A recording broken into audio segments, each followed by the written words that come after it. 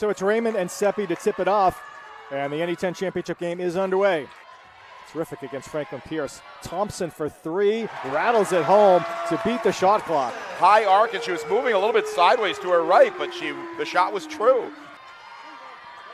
Seppi in tight, banks it home. And she does that so well. Lowers the shoulder and just takes the shot from point blank range and able to bank that one in. Skip past from Hill across to Kelly. Hard dribble drive for two, and Stonehill back ahead. Thompson back in the game despite the two fouls. Feeds inside for Seppi, who gets the first shot of the second quarter to go.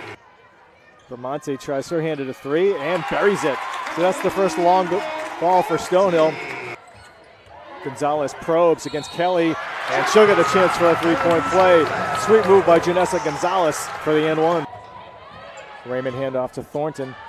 In the key, pulls up for the jump shot, and Jada Thornton has now made two perimeter jumpers. Whitmore to the cup. Nice left-hand runner, and maybe that will get the Falcons going.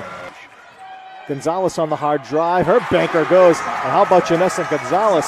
7 points off the bench. There's another player who's been an energy player for her team. Here's Brecky to the basket. She scores her first and one. Brecky with the straight line drive.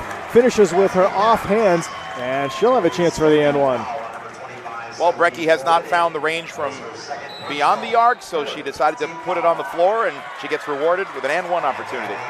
And Bentley can make this a one possession here. Bouchard powers away across the lane and banks it in.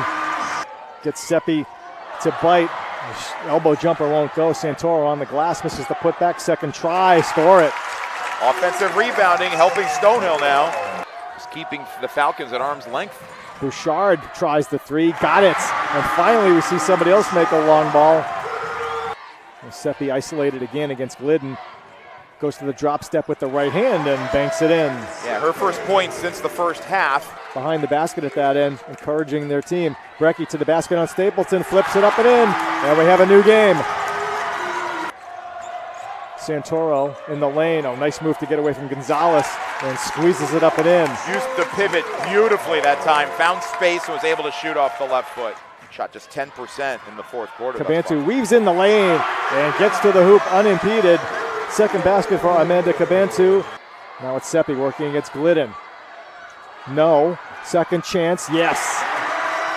Used her height and followed her shot. Was able to get the putback, and this matches Bentley's biggest lead, or is Bentley's biggest lead.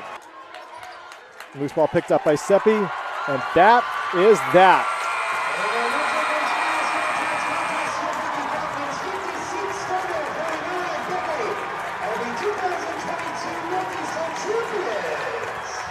T. White in her first season on the floor wins the Northeast-10 championship in a thriller against longtime rival Stonehill. NE10 tournament most outstanding player from Bentley is number 24, Anna Seppi.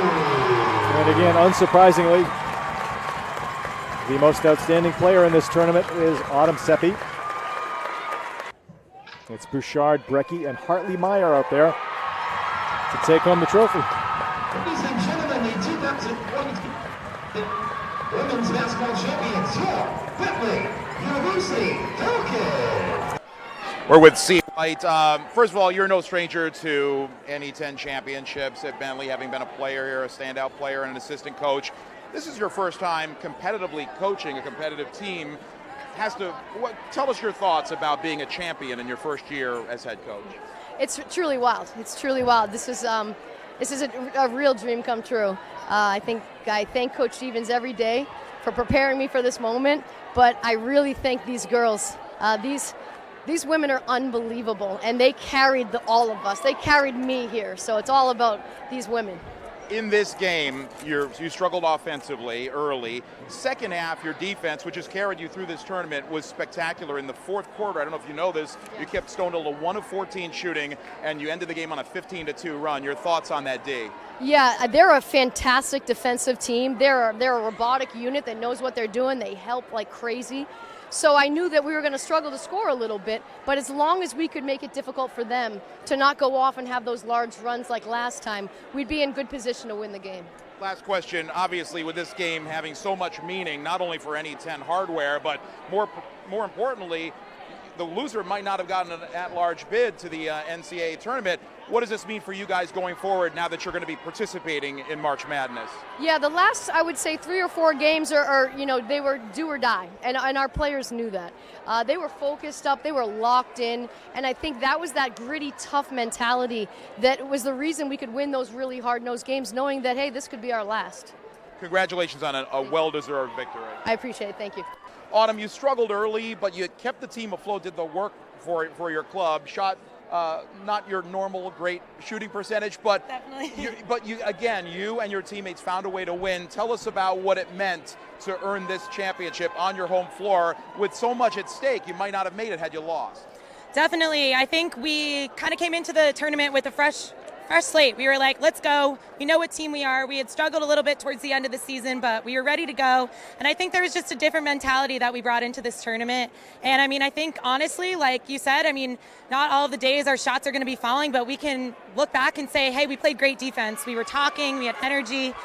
We had some really great people off the bench. Janessa gave us so much life today in this game. And I think just all across the board, everybody on this team really had each other's backs, and that was what got us this win today. You've got some D1 pedigree, obviously. You come here to Division II. What's it been like here at this school in this atmosphere?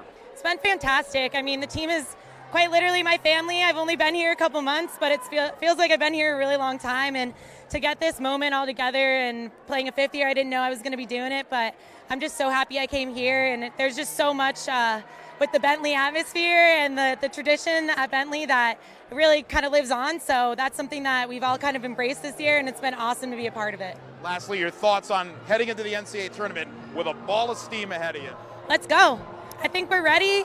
I mean, exactly like you said, not every day is going to be our day, but I think as long as we bring this kind of energy going into the tournament, I mean, we'll have a really good shot. Congratulations on a terrific tournament end year. Thank you so much. Have a good night. Thank you too. Autumn Seppi. She's got the hardware. Bentley wins. Back to you guys. Thanks, Chris. And as Autumn Seppi just said, let's go. Falcons ready for the NCAAs next weekend. But for now, they can celebrate the Northeast-10 Conference Championship as they beat Stonehill 56-49.